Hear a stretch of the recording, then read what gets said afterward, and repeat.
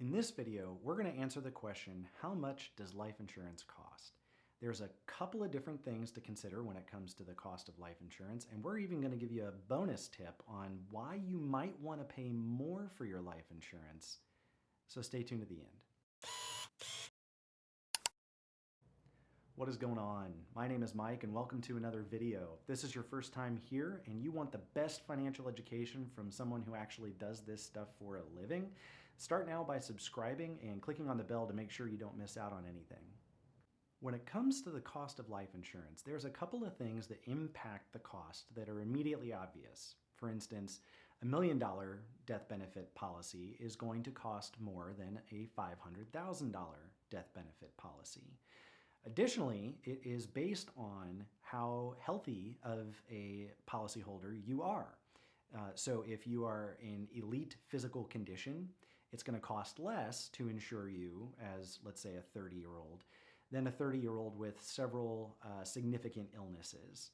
Additionally, a 30-year-old is going to have a cheaper policy than a 40-year-old because they are, in theory, closer to passing away. But the thing that actually impacts the cost of your insurance more than anything else is the type of insurance that you get. The type of insurance falls into two broad categories: term insurance and permanent insurance.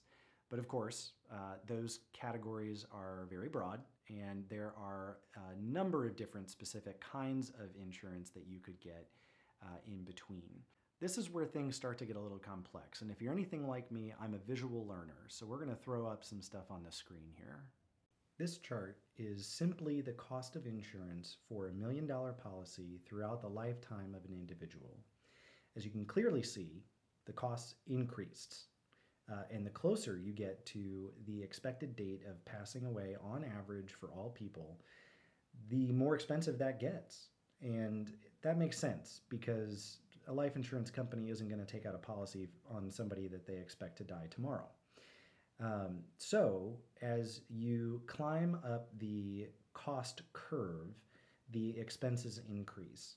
Now, depending on the type of policy that you have, those costs are calculated very differently.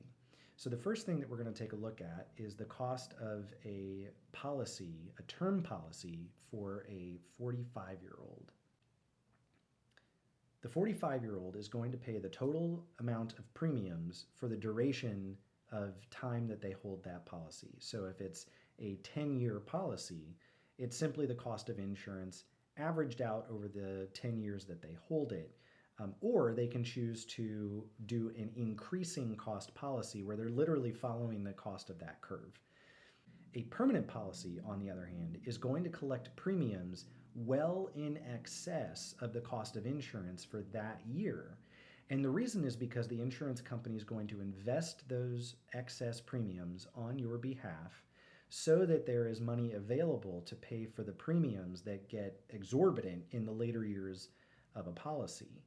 And that can be invested in any different number of ways, but all permanent policies work this way. Depending on how those funds get invested, however, the name of the policy may be different. So whole life, universal life, indexed life, and variable universal life are all invested in different ways. And it really just depends on the risk tolerance of the investor as to which one's going to be an appropriate method. But suffice it to say, they're all working this way. Now, it makes sense that any kind of policy for a 30-year-old is going to be cheaper than any kind of policy for a 45-year-old.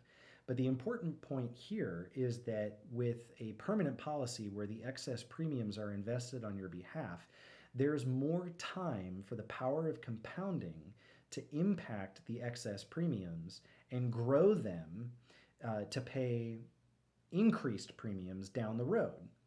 Now, this starts to beg a specific question. How much can you put into a policy? Well, it turns out this is a question that savvy investors have been asking for some time. And this is because savvy investors know that dollars going into a life insurance policy grow tax-free, and if distributed as a loan, distribute tax-free. And that works an awful lot like a Roth IRA.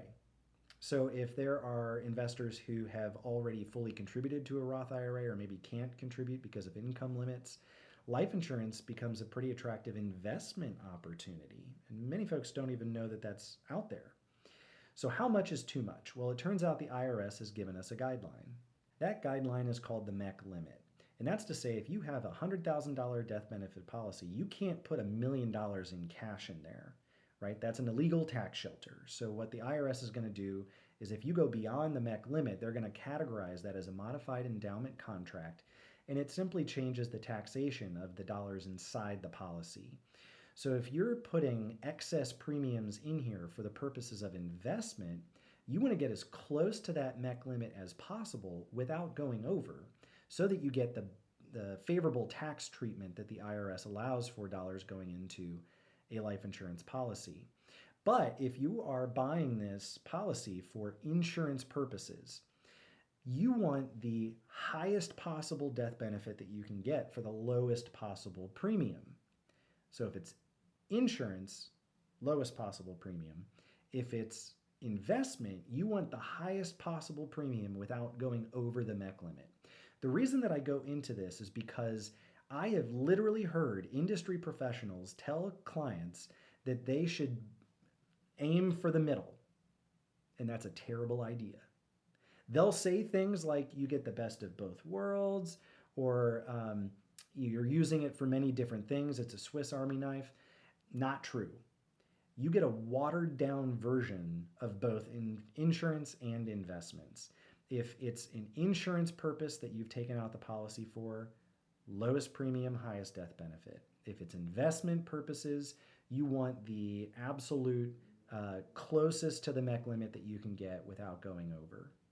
So if you do these things, you will already know more than many financial professionals selling life insurance. Now you've probably got some more questions than I was able to answer in this video, and that's fine. I've got more videos for you that will dive a little bit deeper, so stay tuned.